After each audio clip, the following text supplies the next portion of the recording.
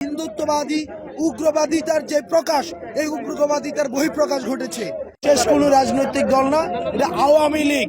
আপনাকে বলতে হবে এটা আওয়ামী লীগের ভারতে বসে এটা ষড়যন্ত্র। আপনাকে স্বীকার করতে হবে এই দেশে হিন্দুত্ববাদী রয়েছে।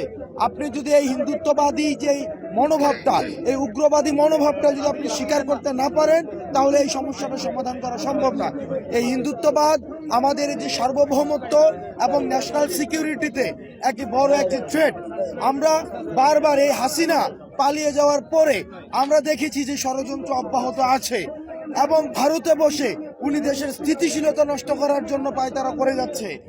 এই কারণে এই যে ঘটনাগুলো ঘটছে, গতকাল সাইফুল ভাইকে নৃশংসভাবে যেভাবে হত্যা করা হয়েছে, সেটি হচ্ছে হিন্দুত্ববাদী উগ্রবাদিতার যে প্রকাশ, এই উগ্রবাদিতার বহিঃপ্রকাশ ঘটেছে।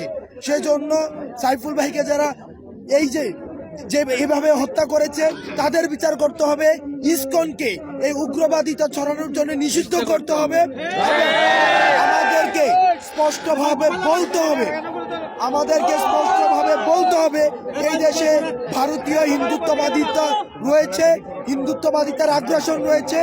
আমাদের এই সাম্প্রদায়িক সম্প্রীতিকে নষ্ট করার জন্য 5 আগস্টের পরে আমাদের কোনো ভারতীয় ভাই, আমাদের হিন্দু ভাই এমন হয় নাই যে তার মন্দির ভাঙা হয়েছে, তার সম্পদ দখল হয়েছে। আমাদের দাড়ি টুপিওয়ালা ভাইরাই এইসব মন্দিরকে পাহারা দিয়েছে।